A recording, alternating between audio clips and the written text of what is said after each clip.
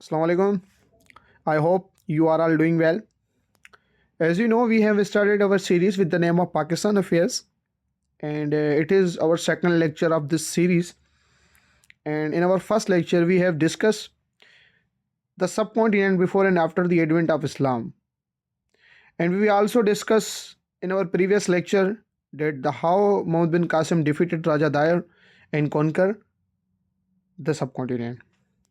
तो आज हम आगे डिस्कस करते हैं कि कौन कौन सी जो एम्पायर्स हैं जिन्होंने रूल किया सब कॉन्टिनेंट को अरब्स के बाद, या अरब्स का क्या इम्पेक्ट रहा सब कॉन्टिनेंट पे। तो सबसे पहली चीज़ याद रखें कि जो मोहम्मद बिन कासिम ने सब कॉन्टिनेंट को फतह किया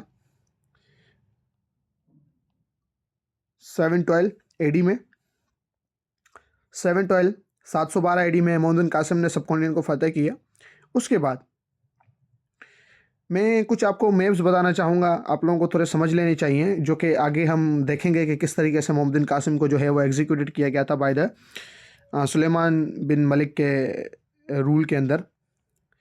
आप ये समझें कि ये अरब है और अरब पे जो डायनास्टी उस वक्त रूल किया करती थी, उस डायनास्टी का नाम था उमैयाद या उमैया डायनास्टी।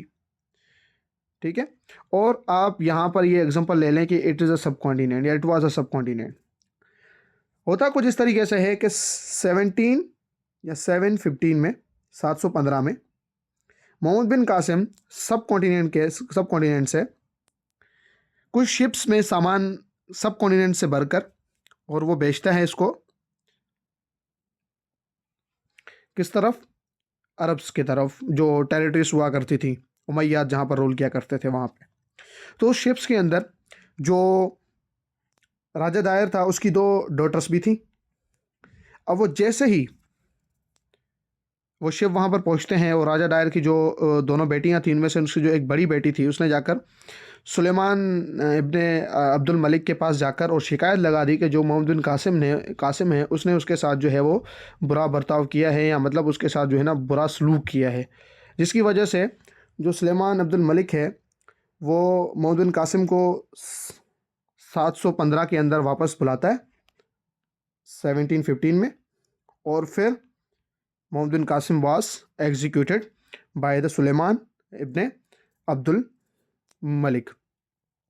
और जिसकी वजह से जो आगे जो कॉन्करर्स हैं, मतलब जो आगे जो स्प्रेडिंग ऑफ इस्लाम से साउथ और वेस्ट तक वो नहीं हो पाई, तो वो चीज़ वहीं से की वहीं रह गई।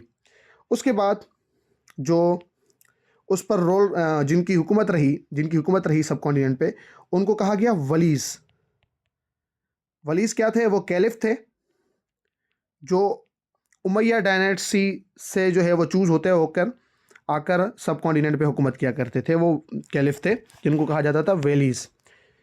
अब जब 758 के अंदर उमैया डायनेस्टी का जो जवाल पजीर जब वो हुई, डिक्लाइन जब हुआ, और उसको सक्सीड किया अब्बासी डायनेस्टी ने।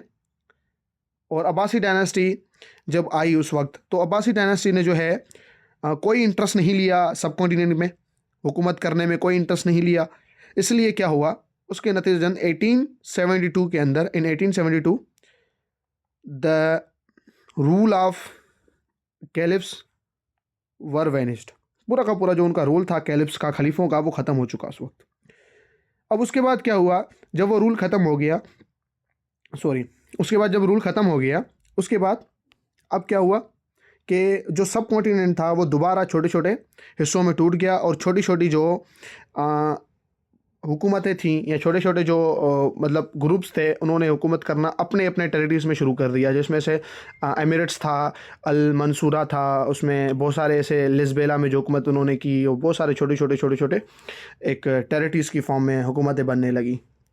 अब जब टाइम गुजरने के बाद अप्रोक्सीमेटली 10th सेंचुरी में अफ़गानिस्तान में एक नया रूल बनता है, और उस रूल का नाम रखा गया गजनविद। एक आप ये कह लें कि अफ़गानिस्तान का सिटी है, आज भी वो वहाँ पर मौजूद है। वहाँ पर गजनवी जो लोग थे उन्होंने हुकूमत की, जिनको गजनविद के नाम से जो है जाना गया बाद में। फिर उनकी डायनास्टी जो है वो बनी, और फिर उन्होंने कोशिश की कि वो सब कॉन्टिनेंट में भी हुकूमत अपनी स्प्रेड करें। तो अब हम आगे बढ़ते हैं कि किस तरीके से जो गजनविद डायनेस्टी है वो हुकूमत करने के लिए यहाँ पर आई और उन्होंने किस तरह हमला किया दोबारा। उससे पहले आप याद रखें जो गजनवी डायनेस्टी है उसका जो फाउंडर है वो इलाब्तगिन है। इलाब्तगिन ने जो है इसकी फाउंडेशन रखी। इलाब्तगिन ने इसकी फाउंडेशन रखी और इसकी फाउंडेशन उसने जब रखी उसके बाद उसकी जब डेथ हुई 19 उसकी जब डेथ हुई 1977, फिर उसकी जगह जो ले ली उसने, उसका एक सन इन लॉ था जिसका नाम था सुबक्तगिन। सुबक्तगिन ने जो है उसकी जगह ले ली सुबक्तगिन ने, और ये कब ली? 1977 में सुबक्तगिन ने अपनी उसकी जगह ले ली। उसके बाद जैसे ही वो थ्रोन पे आया तो जानशीन जो है वो अपनी जगह पर अपने आकर उसने जब रूल संभाला तो जो सब कॉन्टिनेंट के कुछ रूलर थे, लीडर थे, जो जिनका नाम था जयपाल। ये जयपाल नाम याद रख लीजिएगा। जयपाल ने ये बात कही कि यार अब हमारी जगह के नज़दीक अब मुस्लिम रूल्स, मुस्लिम किंगडम्स आ पहुँचे हैं, जो उसको डर था गजनविद से। अब हमें एक अलायंस बनानी पड़ेगी और अलायंस बनाकर फिर हमें इसको रोकना पड़ेगा अगर वो हमारी तरफ आते हैं तब, क्योंकि उनको डर था इस बात का। तो राजा जयपाल जो था उसने एक अलायंस बनाई। राजपूत के उसके बहुत सारे जो कबीले थे वो भी उसके साथ हो गए। उनको डर था कहीं मुस्लिम्स जो है वो दोबारा आकर सब कॉन्टिनेंट उसी तरीके से हमसे छीन ना लें और हमारी जो जगह है वो ना ले लें। तो सुबक्तगिन ने जो है दोबारा उसकी तरफ हमला किया, उससे जो है उसने जंग वगैरह भी की और जो है डिफ़ीट हुई। फिर डिफ़ीट हुई उसको जो रूलर था उसका राजा जयपाल, उसको डिफ़ीट वगैरह भी हुई। और फिर सुबक्तगिन ने क्या किया, उसको कनकर करने के बाद वो दोबारा वापस लौट गया। वो खैबर पास से फिर दोबारा सब कॉन्टिनेंट को छोड़कर वापस चला गया सुबक्तगिन। उसने आगे जो है अपनी हुकूमत को, दारुल हुकूमत सब कॉन्टिनेंट को नहीं बनाया। उसके बाद वक्त गुजरने के बाद अब एक किंग बनता है 1977 में गजनवी डायनेस्टी का, जिसका नाम था महमूद ऑफ गजनवी। आप लोगों ने नाम सुना होगा, अक्सर बहुत सारा नाम सुना होगा इसके बारे में, क्योंकि इसके साथ कहानी भी बहुत मशहूर है। सोमनाथ मंदिर की जो है, टेम्पल ऑफ सोमनाथ की इसकी बहुत एक स्टोरी जो है वो फेमस है। अब सुल्तान महमूद गजनवी ने अब 1997 में जो है वो अपनी जगह ले ली, सक्सीड किया किसको? सुबक्तगिन को। अब बिटवीन 1000 से 1026 तकरीबन 26 साल उसने जो है हमला करता रहा। वो उसने तकरीबन 17 मिलिट्री कैंपेन्स जो है इंडिया की तरफ की और कोशिश की कि इसको जो है फ़तह किया जाए और अपने अंडर किया जाए। उसने बहुत सारी चीज़ें की और उसने बहुत सारी चीज़ों को जो है फ़तह वगैरह भी किया। लेकिन एक बहुत फेमस जो इसकी लाइफ में जो चीज़ हुई वो ही टेम्पल ऑफ सोमनाथ। मैं आपको थोड़ा क्लियर कर दूं कि आखिर टेम्पल ऑफ सोमनाथ इतनी फेमस क्यों है, आखिर क्या हुआ था उस वक्त जब टेम्पल ऑफ सोमनाथ,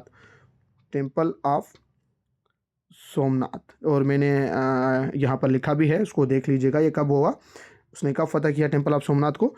1025 में 1025 के अंदर जो है उसने इसको ने इन्वेट किया था, उसको फतह किया था। हुआ ये था कि जैसे ही जो महमूद ऑफ गजनवी था, सुल्तान गजनवी, वो कनकर करते हुए आ रहा था सिटीज़ को, उसने बहुत सारे सिटीज़ कनकर करते करते जैसे वो सोमनाथ मंदिर के पास आया, तो जैसे वो सोमनाथ मंदिर में इंटर होता है तो देखता है कि एक बहुत बड़ा जो उनका जो अपना एक वो होता है, आइडियल होता है, बुत होता है हिंदूज़ का, वो हवा में था, मतलब विदाउट एनी सपोर्ट।